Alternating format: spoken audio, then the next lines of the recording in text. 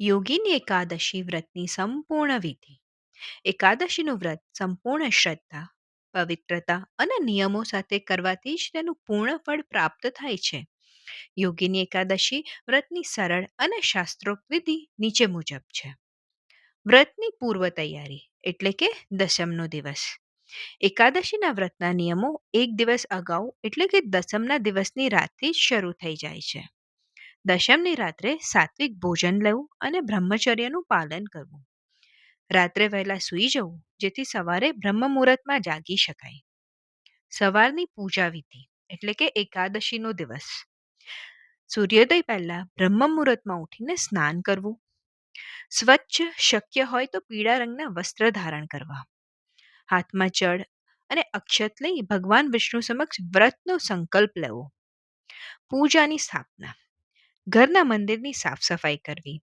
બાજટ પર પીળું વસ્ત્ર બિછાવી ભગવાન વિષ્ણુ અથવા લડ્ડુ ગોપાલની મૂર્તિ સ્થાપિત કરવી. અભિષેક અને શૃંગાર. પંચામૃત અને ગંગાજળથી અભિષેક કરવો જો મૂર્તિ હોય તો.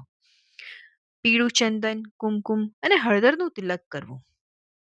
પીળા ફૂલ, પીળી મીઠાઈ અને ઋતુગત ફૂલનો ભોગ ધરાવવો. સૌથી મહત્વનો નિયમ છે તુલસીદાસ. ભગવાન વિષ્ણુની પૂજામાં તુલસીના પાન જરૂર ચડાવવા, પરંતુ એકાદશીના દિવસે તુલસીના પાન તોડવા નહીં. તુલસીના પાન દસમના દિવસે જ તોડી રાખવા. આ પછી આરતી અને પાઠ કરવો. ગાયના દીનો ઘીવો પ્રગટાવવો. યોગીની એકાદશી વ્રતની કથા સાંભળવી અને વાંચવી અને ઓમ નમો ભગવતે વાસુદેવાય મંત્રની માળા કરવી. અંતમાં ભગવાનની આરતી કરવી. આખા દિવસ દરમિયાન આહારમાં જળ અથવા ફળાહાર કરવો. ઘઉં, ચોખા, દાળ, ડુંગળી અને લસણનું સેવન નહીં કરવું.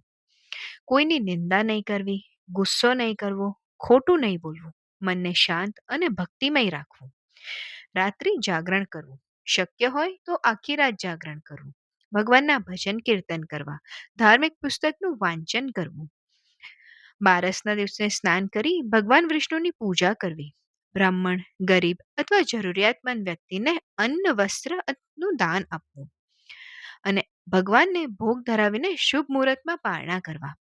આ વિધિ પ્રમાણે કરવામાં આવેલું યોગીની એકાદશીનું વ્રત જીવનના તમામ કષ્ટ દૂર કરી અક્ષય પૂર્ણ અને ભગવાન વિષ્ણુની પ્રાપ્તિ કરાવે છે.